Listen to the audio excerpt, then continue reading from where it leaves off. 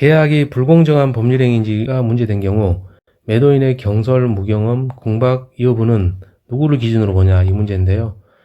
행위와 관련된 것은 대리인 기준입니다. 여기서 행위와 관련된 거죠. 경솔한 행위니까 행위와 관련된 거 대리인 기준 맞습니다.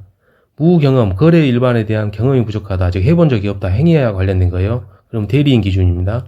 근데 공박은 공공한 상태잖아요. 행위가 아니에요. 그래서 이거는 본인 기준입니다.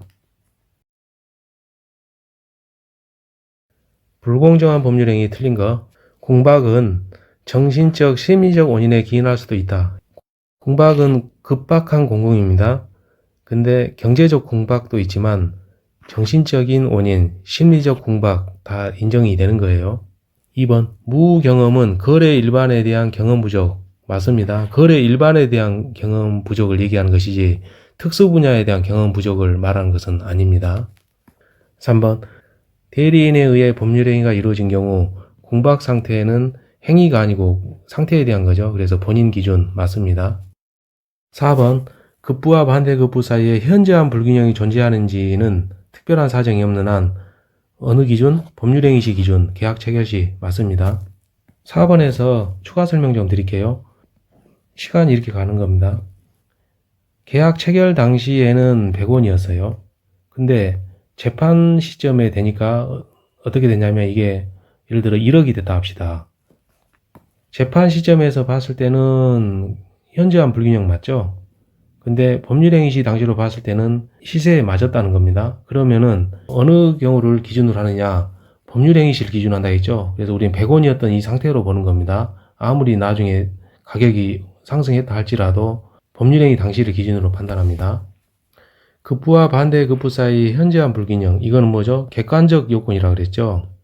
피해자의 공박, 경솔, 무경험 이런 것은요, 피해자 측이 가져야 할 주관적 요건이었습니다. 당사자의 주관적 가치에 따라 판단한다. 무엇을요? 현저한 불균형을요. 현저한 불균형은 객관적 요건이라니까요. 그러니까 주관적, 이거 틀렸습니다.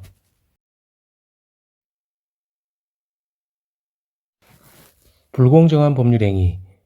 불공정이라는 것은요, 한쪽 당사자가 폭리를 취득한 겁니다. 그림으로 그리면 주고받고의 관계에서 이쪽이 폭리를 취득한 거죠.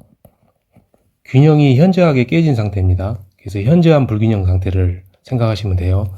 판단 시점에 대해서는요, 법률행위 시, 즉 계약 체결 시점과 같습니다. 재판 시점이 아니고 법률행위 시예요. 판단 기준에 대해서는요, 당사자가 그 물건에 대해서 느끼는 주관적 가치가 아니고 시장에서의 객관적 가치를 말합니다.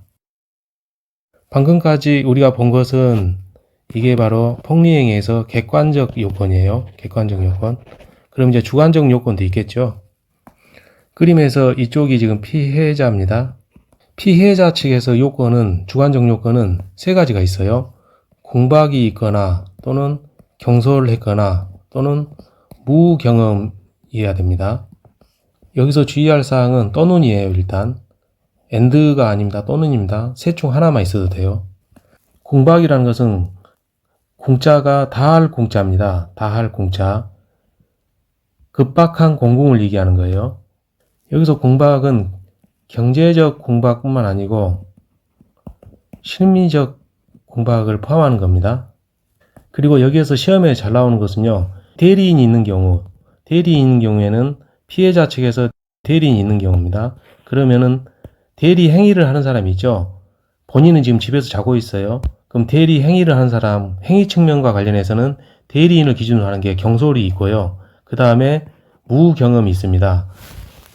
그래서 경솔 또는 무경험은 대리인 기준이다 이건데요. 이 경솔이란 것은 행위를 하면서 사려 깊지 못한 거잖아요. 즉 행위와 관련된 거죠. 그러니까 집에서 자고 있는 본인 기준이 아니고 대리 행위를 한 대리인을 기준으로 하는 겁니다. 무경험은요, 거래 일반의 경험이, 사회 경험이 부족한 겁니다. 이 경우 역시도 행위와 관련된, 해본 적이 없다, 즉 행위와 관련된 거잖아요. 그래서 집에 자고 있는 본인이 아니라 대리 행위를 한 대리인을 기준으로 하는 거고요. 공박에 대해서는 어떤 상태를 얘기하는 거거든요. 공공한 상태이기 때문에 행위 측면이 아닙니다. 그래서 대리인 기준으로 할 수는 없고 본인을 기준으로 하는 거예요. 따라서 공박은 본인 기준, 경솔 또는 무경험은 대리인 기준이다. 이게 시험에 잘 나옵니다. 방금 전까지 본 것은 피해자 측의 주관적 요건이었고요. 이번에는 이제 폭리자 측에서의 주관적 요건을 또 봐야 됩니다. 폭리자는요, 인식과 의사가 있어야 돼요. 인식과 의사 둘 다 있어야 되기 때문에 피해자의 공박 또는 경솔 또는 무경험 이러한 상태를 알고 이용하려는 의사까지 있어야 됩니다. 그래서 인식만으로는 부족하고 의사까지 있어야 된다. 즉 이용 의사가 있어야 되는 거예요. 이용하려는 의사. 이러한 폭리 행위에 대해서 민법 제104조에서는요. 무효로 규정하고 있죠. 이 무효는 절대적입니다. 따라서 선의의 제3자에게도 대항할 수 있어요. 무효의 효력이 절대적입니다.